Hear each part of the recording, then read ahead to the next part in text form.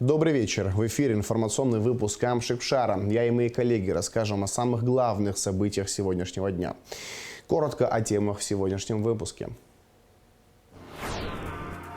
Прощание со школой. В школах республики прозвенел последний звонок. Написанные с любовью. Выставка художницы Абшихагба открылась вчера в Центральном выставочном зале в Сухуми. Слово о колхидском страннике. Повесть Даура Зантарии «Джиханум, обойденная счастьем» перевели на турецкий и английский языки. Сегодня Дауру Зантарии исполнилось бы 70 лет.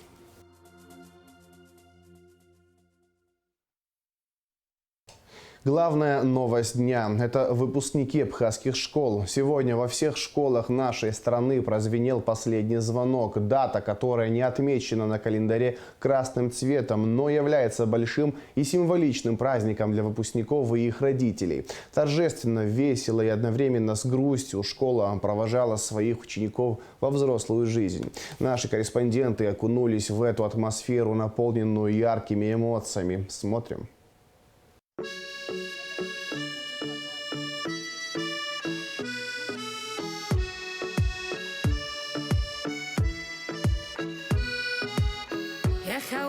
Sigur yavet, ishahoyti kwashon. Segad juknait galana, warona hacharhoy. Hula shaum zushokwetach, unela pchacha.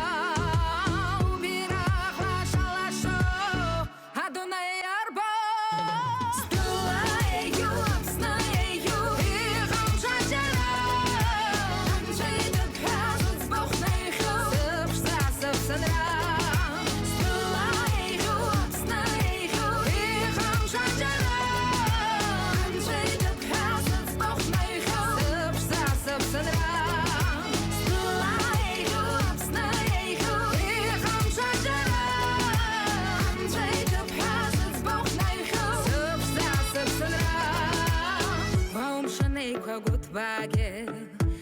Чубеха, параушха квахархуана, ирпулыца сраях зава. Улашаум чужепетах, унейла пхаха, убирах лашалашо, адуней арба. По данным Министерства просвещения, в этом году школы окончили 1760 выпускников. Среди них 4 претендентов на золотую медаль. Впереди у 11-классников выпускные экзамены. О том, как прошел этот особенный день в 3-й столичной школе, расскажет Алика Трапш. Для 26 выпускников Сухумской средней школы номер 3 звучит последний звонок. Именно сейчас заканчивается веселое, беззаботное детство. Впереди долгая, нелегкая, увлекательная дорога в большой мир. Последний звонок в школе – волнующий, радостный и одновременно грустный праздник. Ведь осталась позади школьная жизнь, наполненная важными событиями, ценными открытиями и веселыми моментами. Вчерашние школьники, а сегодня уже выпускники вспоминают, как их родители за ручку привели в 1 класс, получили первую 5, обрели настоящих друзей. И вот 11 лет пролетели словно миг. Обидно, то, что больше не увидимся с одноклассниками. Не так часто, как в школе. Некоторые уезжают в Россию, как-то очень, будем мало видеться и как-то грустно все равно. А по учителям скучать не будете? Будем. Да. Конечно, мы очень благодарны, они немало труда вложили в нас, много знаний нам дали, многому научили. Они проделали большой путь вместе с нами и росли также вместе с нами. Выпускники отмечали, что с одной стороны грустно прощаться со школьной жизнью, но с другой их ждет не менее интересный студенческий путь. Многие уже определились с выбором профессии. Есть и те, кто уже поступил в вуз. То, что подходит начало нашей взрослой жизни, это меня, наоборот, радует. И хочу единственное, что сказать, огромное спасибо нашим учителям. Буду стараться поступить за границу, в Москву. Скорее всего, юрист, либо экономист. К этому я готовлюсь с 1 класса. Грустно, но не очень сильно, потому что новый этап жизни наступает. Меня это очень радует. Поступаю на медицинский, на лечебное дело. Я поступала через Россотрудничество. Своим одноклассникам я желаю успехов в будущем, достижения всех целей, которые они поставили, и всего наилучшего. В этот день звучат пожелания как выпускникам, так и их родителям. Ведь впереди студенческая пора – очередная важная ступень в жизни каждого молодого человека. Поздравляю, ребята, вас, ваших родителей и учителей, а также всех выпускников Абхазии с этим большим и радостным событием в школьной жизни. Желаю, чтобы вы были лучшими в профессии, а для этого необходимо приложить максимум усилий в учебе, проявить упорство, целеустремленность, способность, требовательность к себе. Все эти качества вам необходимо проявить уже сейчас. Начальник управления образования столицы Астанда Таркил поздравила выпускников с окончанием первой ступени образования, пожелав удачи и успехов в дальнейшем. В течение года эта школа и наши выпускники принимали участие во всех наших мероприятиях.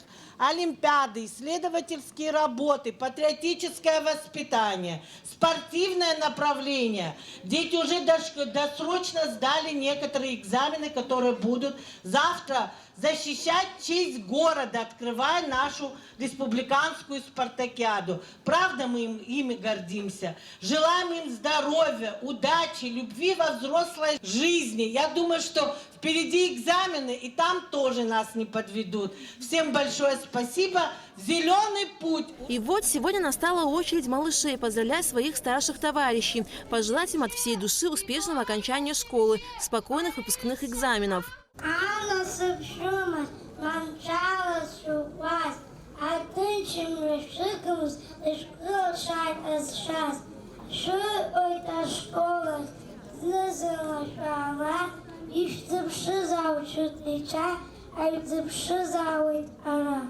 Выпускники поблагодарили своих учителей, которые в их воспитание и образование вложили немало усилий.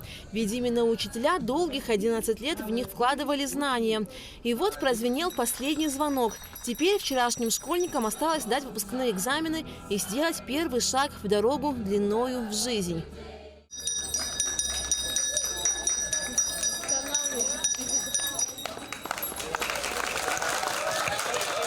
Вальс в исполнении выпускников стал яркой кульминацией праздника, символ незабываемых школьных лет и начала новой взрослой жизни.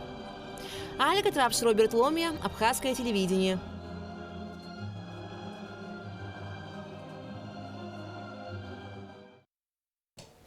Министр иностранных дел Инал Арзенба и посол Российской Федерации в Республике Абхазия Михаил Шургалин обсудили широкий круг вопросов межгосударственного взаимодействия. Инал Арзенба наградил Михаила Шургалина юбилейной медалью Министерству иностранных дел 30 лет, сообщается на сайте внешнеполитического ведомства.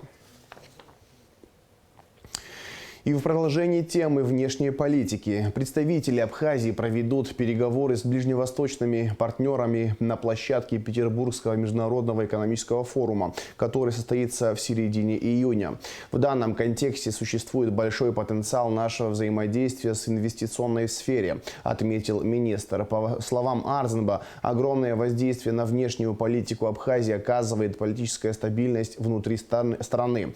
Наши международные партнеры внимательно отслеживают ситуацию в республике и принимают конкретные решения, исходя из экономической, социальной и политической ситуации в нашей стране. Это имеет особое значение, отметил министр.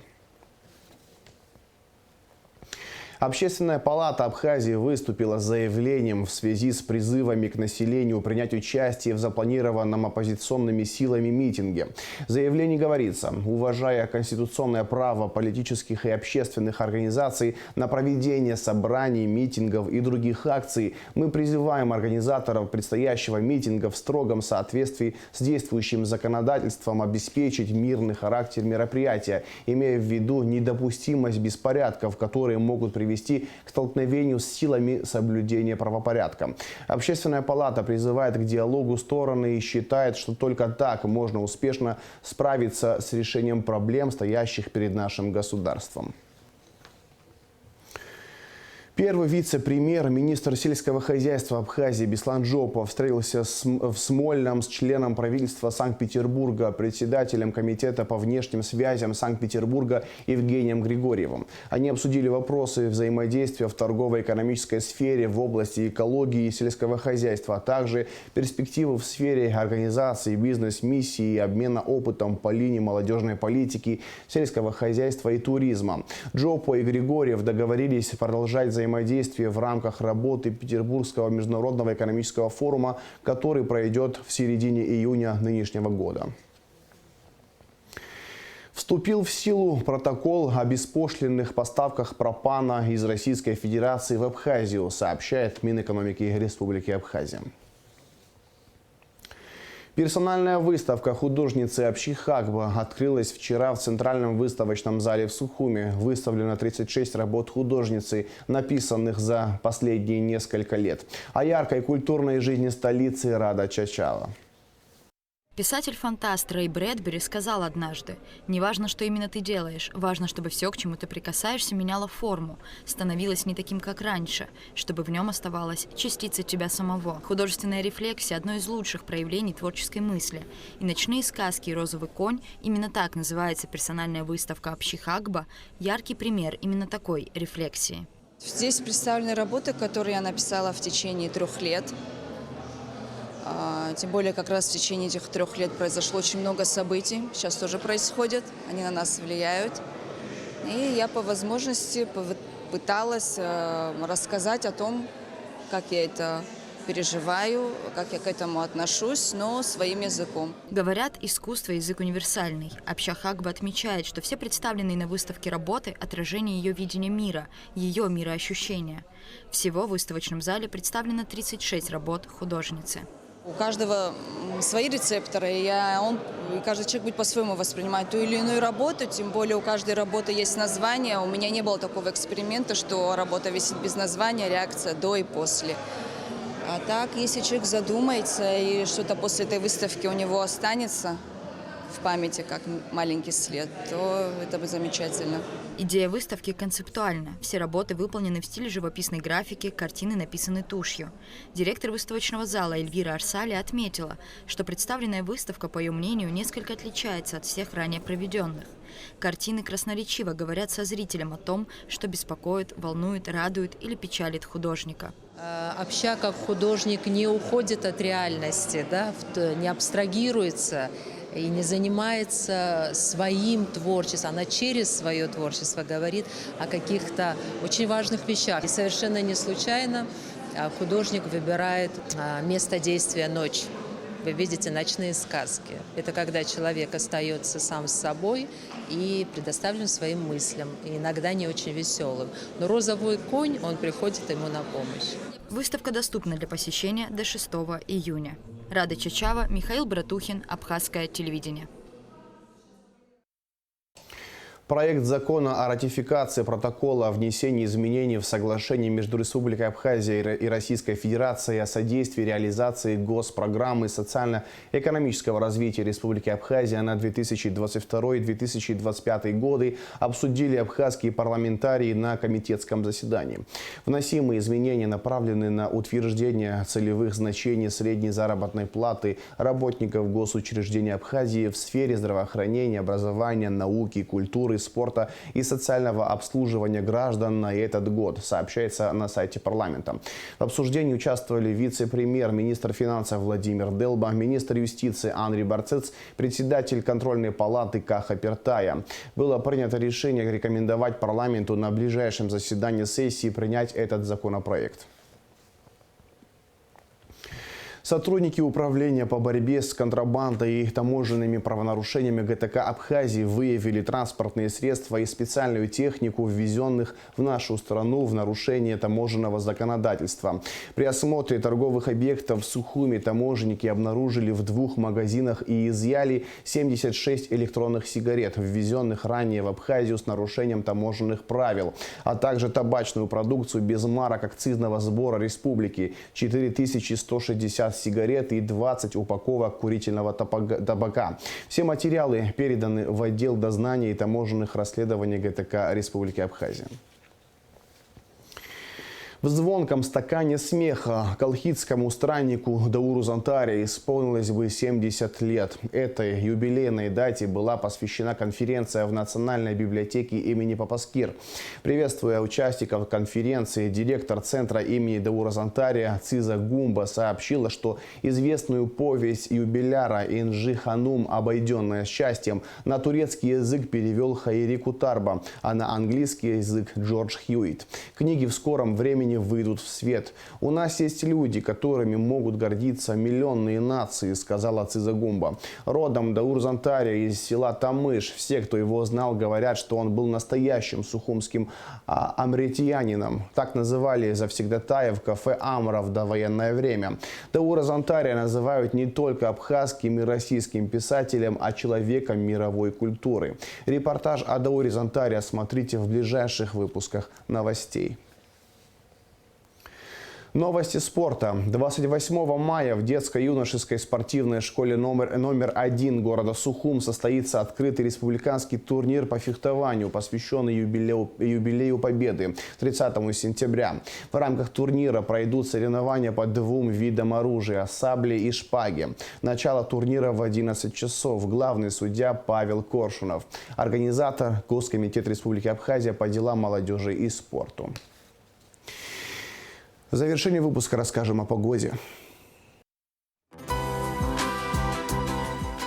По сообщению Гидромедцентра, 26 мая на территории Абхазии местами возможен дождь. Температура воздуха ночью 13-18, днем 18-23 градусов тепла. Температура морской воды плюс 16 градусов.